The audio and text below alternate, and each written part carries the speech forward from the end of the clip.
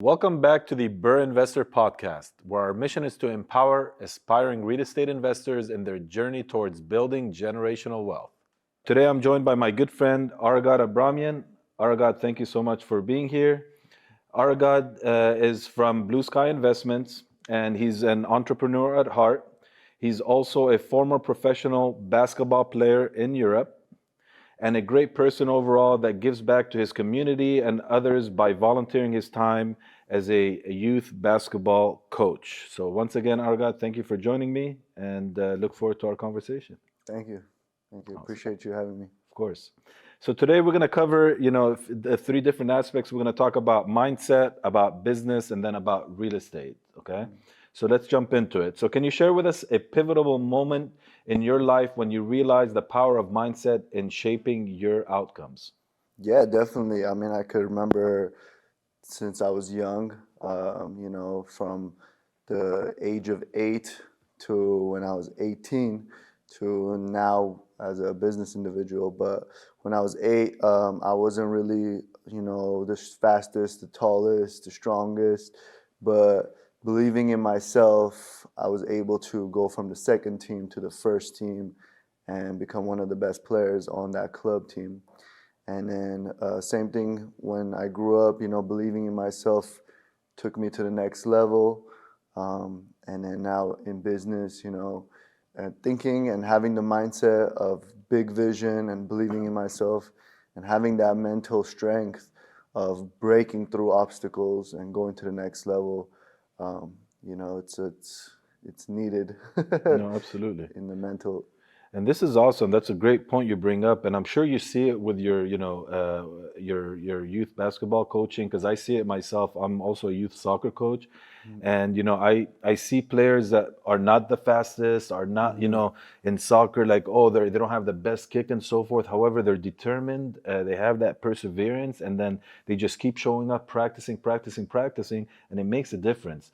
And I've worked with some kids like from 5, 6 years ago, and I see them today and I'm like, wow, like the difference that it makes. And it's all about, doing the right thing every time and just focusing on, what you need to do. So yeah, thank you for sharing that. Exactly, yeah. I honestly think most of the stuff is 70% mental and 30% physical. So Absolutely. it all starts in the mind and then you finish it off.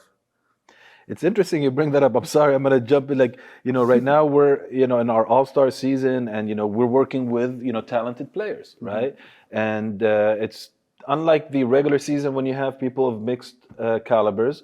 In the all-star season, you have players that know how to play the game, and I tell my boys that before the game starts, it's like, you guys are all capable of doing it. You guys are all obviously here for a reason.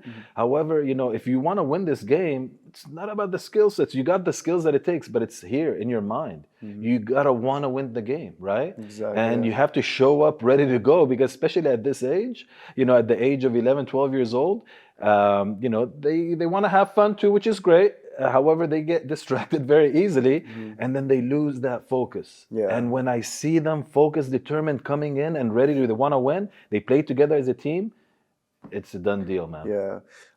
Something I always say, I love this saying as well, is winning isn't everything, but wanting to win is everything. So it comes with the will. That's a good one, man. That's Yeah. a good one. So what daily practices or rituals do you engage in to cultivate a positive and growth-oriented mindset? That's a good question. I don't usually have like crazy rituals and stuff. It's usually like little stuff. But I know if I, have an early morning, I'm more relaxed. I use that morning early time. I would say, sometimes 5 a.m., sometimes 6 a.m. If I'm up around 8 a.m., that's not early for me. So it's somewhere around 5, 4 a.m., 3 a.m., where I have a good amount of time for me to relax. It's quiet time. That's one thing I always look forward to. And then reading, writing, journaling, I always try to have that in my daily routines. And yeah, sometimes, I need to do some breathing exercises, clear my mind and go from there. But as a player, I always had a ritual of eating an apple before a game. Okay. So Okay. yeah, so I didn't like playing on empty stomach, so I would always eat an apple. So Yeah. that gave me a lot of good energy. But other than that, yeah, that's about it. I try to keep everything simple throughout the day. Not too much in the morning ritual, like I have to do this, do that, do that. But I just, simple stuff, so it's easier to do. Simple habits take a long way. Yeah. So it sounds like, you mentioned waking up early to be quiet. Stillness is important, right? So you kind of mellow down and get ready for the day, give yourself some time. But it sounds like if you do wake up, you sleep in, you wake up a little later, your day is off, Yeah, right? yeah, for sure. Because now you're rushing to get things done. You didn't get your me time, as I Yep. call it. Yep, absolutely. So how do you handle setbacks or failures, and what strategies do you employ to maintain resilience and keep moving forward? Setbacks are part of the game. You're gonna have losses. You're gonna, come across, obstacles.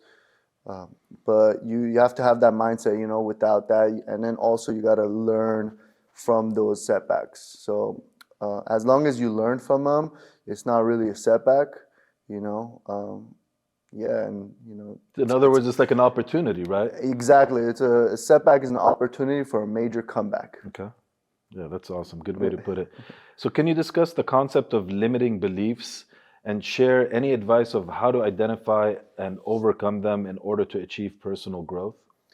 Yeah, a lot of people and individuals in business and in regular jobs, everyone has self-limiting beliefs, and it all comes from your upbringing, how your parents kind of shaped you, what they called you.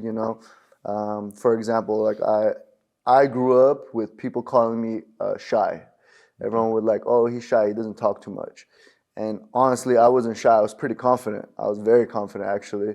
Um, Confident but not cocky. I was always that way, and I always kept to myself. I didn't talk, so they projected me as a shy kid, and this would kind of affect me. Will have me questioning myself, like, oh, am I shy? Like, I'm not really shy. I could talk to people. I could be in a room and talk to anyone and everyone, but that comes from me having a strong mental state where I'm not letting people affect me, but it does affect other people, and it does give them self-limiting beliefs where they aren't able to, break that self-limiting beliefs. And I see a lot of people have financial self-limiting beliefs. One thing I could say is that, as a community, we need to work on is scarcity. A lot of people have a scarcity mindset when it comes to money, thinking it's limited. It's gonna, you're gonna run out. They're always panicking. They're always trying to save instead of invest.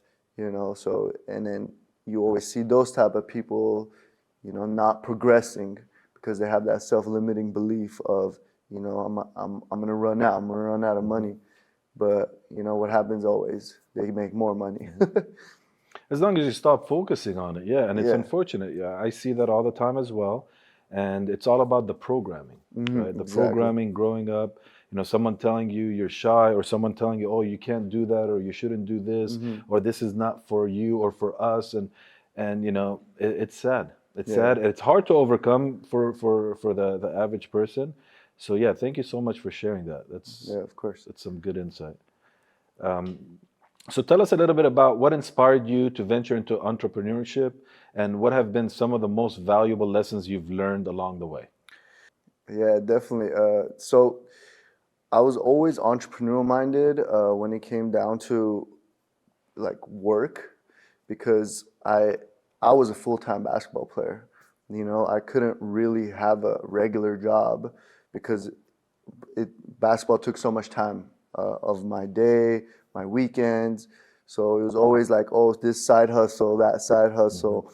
I'm gonna invest. What is an entrepreneur? If you look at the definition of the word, is having your money at risk, right? It's someone that has money in risk in different businesses. So, I would always invest in different stocks. I would always look at different businesses. I would try to diversify my portfolio, looking into crypto, looking into different currencies, gold, commodities. And yeah, so I started in college. Right when I graduated high school, I started working in different brokerages and still play basketball and learned a lot in the business field as well as, in the hands-on field. Okay. And so you studied business, right? Yeah. Okay. And so can you share a little bit about your basketball journey? Like, what did that look like? Where did you play? And the pros and cons of that. Yeah, definitely. I grew up in LA, so in Tahunga, California. Okay. So we were in LAUSD. I played in Verdugo Hills High School, Okay. and at that time, our high school was basically they were not known for basketball. We were not known for basketball. Fortunately, when I got there, we got a new coach, and as a leader, I brought on a team that was very serious. Okay. And we started winning. We started going to playoffs. And by the time I was senior, we won our league championship, which hadn't been done in our school for 52 years. Wow. Yeah, so it was a pretty big celebration just for the LA City section as well. And then we went to playoffs. We won, passed the first round, the second round, went all the way to the city section finals, and we won that as well. And that has never been done in school history. So I became the player of the year in LAUSD, LA County, LA City section. And from there on, went on to college. From college, I bounced around because, I didn't fit in, or, in college, everyone's good, so I had to learn the hard way. I was the man man in campus, and going to college, everyone is the same level as you or even better. Mm-hmm. So I kind of learned the hard way, but it taught me even better things of never giving up.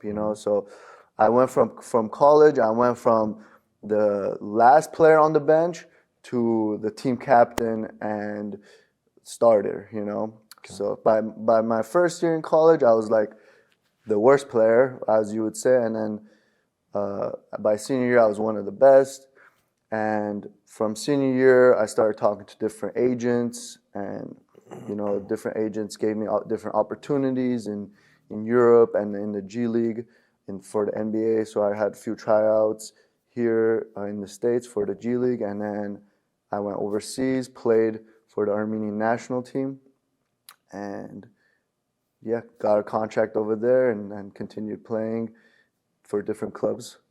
So it sounds like that the one of the challenges you face going into college is coming in from high school, you guys won a championship that's never been done, and then you go to college and you're faced with people that you, as you mentioned, players that are much better than you. So you had the decision to make: you either quit or you continue. And you continued, and what what it seems like is like that made you a better player, right?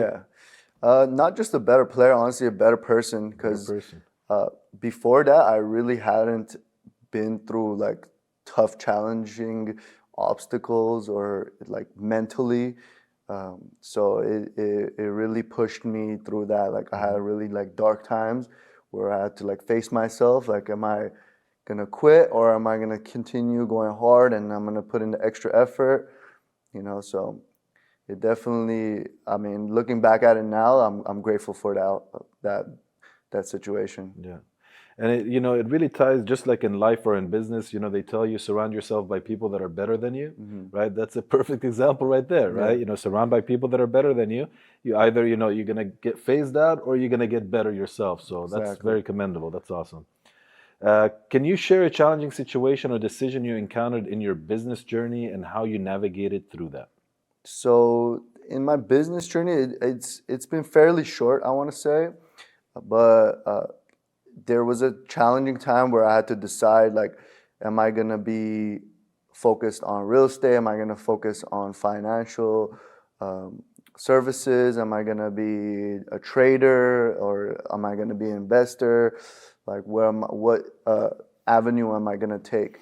So I honestly, I did all of them, and I had the passion. What do I have a passion for? Is it insurance sales? Is it investing in stocks? Is it investing in, NFTs and crypto, or is it, real estate, the real estate game? Which part of the real estate game? So I had a kind of a moment where I had to decide and sit down and really think about what I want to really do and be really hyper focused on it, because I don't really like doing things, halfway. So I sat down and really decided of, what am I going to really enjoy doing, and I came down to, working with investors in the real estate field. And, so far it's been growing, into a passion of mine. Okay. So, Yeah, it reminds me. I mean, there's so many cool things out there. Sometimes I get distracted as well.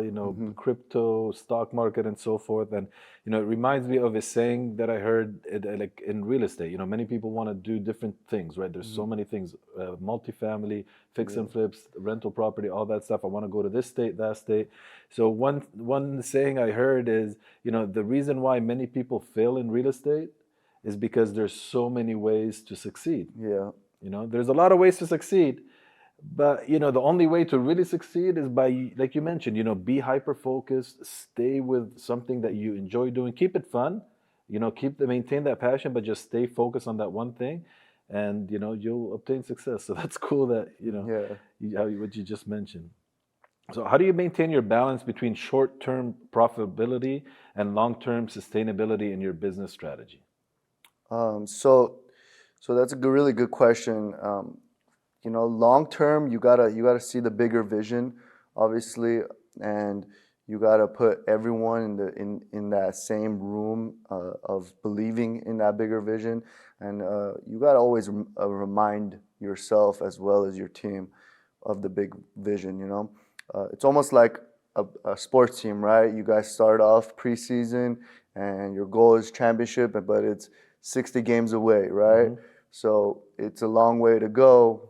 So you got to go one game at a time. And the short term is, that day to day, right? What are our habits? What are our day to day habits that are going to build for this, this bigger vision, this championship game? Yeah. So, And as I know from you is, you run a team, and you mentor them on, how to do the investment aspect of the business, how to work with other investors, and how to find deals for them and so forth. So that's the leadership that you obtained throughout the years. It looks like from, your basketball and all the experiences that you have. yeah, correct. One thing about my basketball career was that, I was never the best basketball player on the team, but I was smart enough to realize that and bring the good players together. So it's the same in business as well. I'm realizing, like it's the same thing. You got to collaborate to have a great team. You gotta collaborate, bring good players in every aspect of the game, and that's how you're gonna win. So it's the same with business as well. You got to bring the right players together. Same thing in fitness. You got to bring good partners, good chefs, whatever your team needs for you to succeed. So, so that's definitely an aspect. It's a great point. Again, I've worked in also the automotive business prior to getting into real estate. And, one thing that I learned, and I was in management and fixed operations and so forth. And one thing I learned is, like you mentioned, is like you got to realize you don't know everything and you don't have to know everything, right? You don't have to have the answers to everything. However, you must create that team or the environment and be surrounded by people that do have answers collectively to everything, right? Yeah. So awesome. I love the point you just brought up.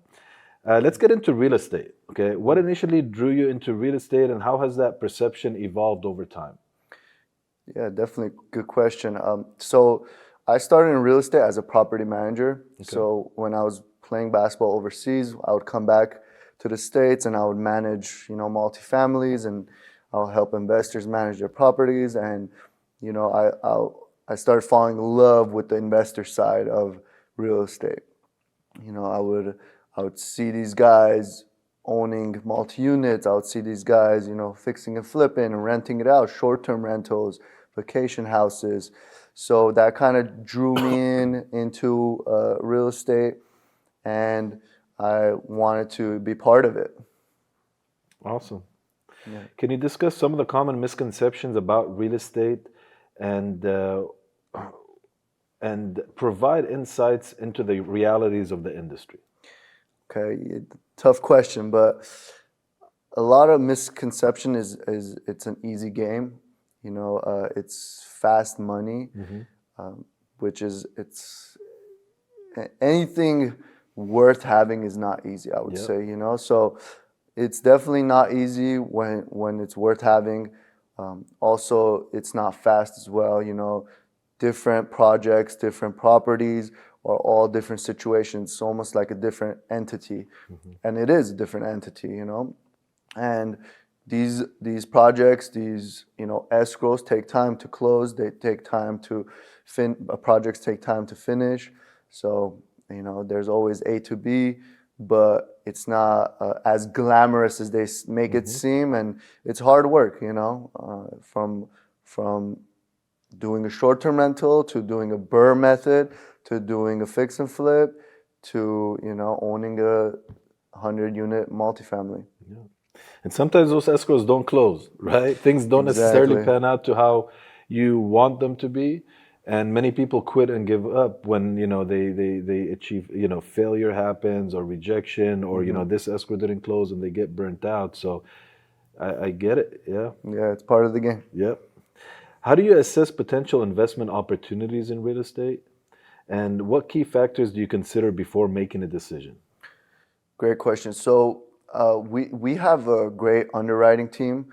So I would go to someone that's, you know, has some sort of experience in underwriting a, you know, property when it comes down to it.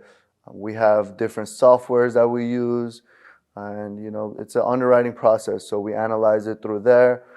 We walk the properties if we have to. And yeah, punch the numbers in. If numbers make sense, then we make the decision. Got it. Cool. Sometimes it's fast, sometimes it takes some time. You got to bring in an inspector. Sometimes you get it unseen. And it probably varies from property to property. You know, obviously a residential 1 to 4 unit, multi-unit, Yeah. it's going to be a little different how you underwrite it. So it's definitely it's a process, and Exactly. it requires teamwork. Exactly. Yeah.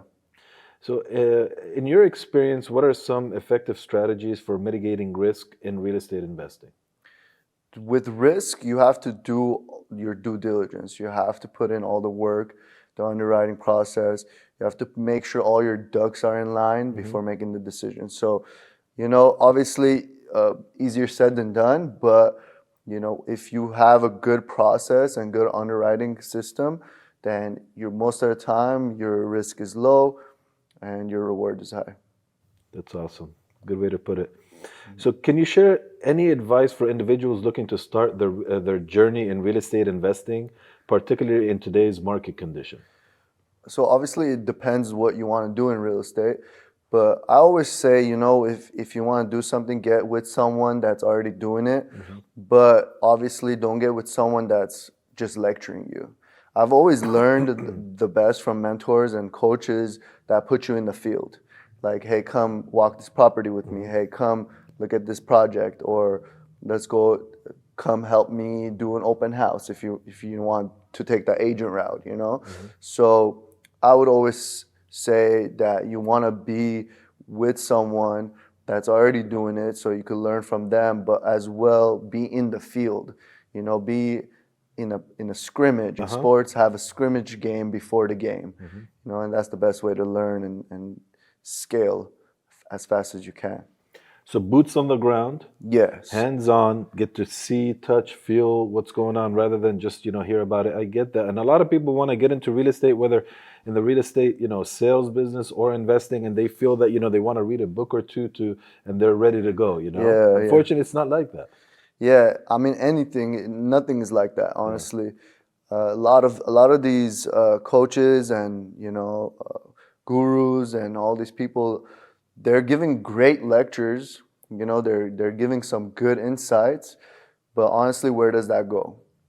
There's always great coaches that give great drills, but are you going to use those drills in the game? Are you going to use that move in the game? Unless you practice it in a game-like situation, then you're able to do it. So I always suggest, although there's great like mentors and coaches that are on stage and they're giving great advice, but be with someone that could take you out to the field and show you like, hey, look, this is what we're doing. This is what I'm doing. Come spend a day with me, So tell us, Aragad, when he's not, dissecting deals, underwriting deals, mentoring other entrepreneurs in the business, what do you enjoy doing for fun? Honestly, I like traveling. Okay. So I like seeing different cultures, seeing different properties in different areas, just for the fun of it, obviously. And that's what I've been enjoying lately, is travel, seeing different cultures, different cities, different people, different languages. And you got to share a little bit about your dog, man. I mean, I see him with you when you're working on your computer and stuff like that. Tell us a Yeah. little bit about your dog. What kind of dog do you have, and what's the name? Yeah, so his name is Remy. Remy, okay. Remy Martin. I got him actually when I was playing overseas. Cool. So I was feeling lonely out there, so I got a dog. And it's a Frenchie? Yeah, it's a French bulldog. Beautiful. Blue color, so. That's a beautiful color, man. Yeah. And they're very, very friendly, and they Yeah, keep he's you super friendly and calm, thankfully.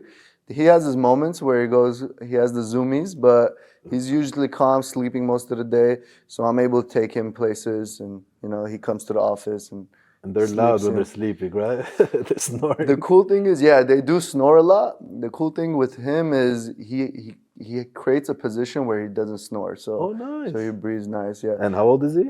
he's just turned 5. Very cool. So he just turned 5, and yeah, he does have breathing problems, but that's how those dogs are. So, as we wrap up this awesome conversation, can you tell our listeners what's the best way to reach you and learn more about the services you provide? Yeah, aragad.com, ARAGAD, or you could just follow me on Instagram, Twitter, LinkedIn. LinkedIn would be the best for business. I really answer business stuff there. But most of my Twitter and Instagram is mostly personal pictures and stuff like that. And yeah, that's about it. Cool. And we're going to definitely put some information below about Aragad, about ways you can reach him. Again, Aragad from Blue Sky Investments. One of the main things that they specialize in is, wholesalers, finding deals for other investors. Aragad and his team are always reaching out to me for very cool, properties, to look at, to underwrite for potential investments. We're currently working on a few deals that we're looking at that he put in front of me, and one that, he may be helping me sell as well. So reach out to him, connect with him. Thank you so much, Aragad, for your time. Thank you. Appreciate it. You're a wealth of knowledge, man. Thank you for coming. Appreciate you, man. Thank you. Thanks for having me. Absolutely. Thank you all for joining us on the Burr Investor Podcast. If you found today's episode helpful, please hit like and subscribe to our channel for more real estate insights. We love hearing from you, so please leave your thoughts, questions, or topics you'd like us to cover in the comments section below. Be sure to check out our website, theburrinvestor.com, and follow us on social media at The Burr Investor. Keep learning and investing, and we'll see you in the next episode. I'm your host, Alex Nale. Stay invested.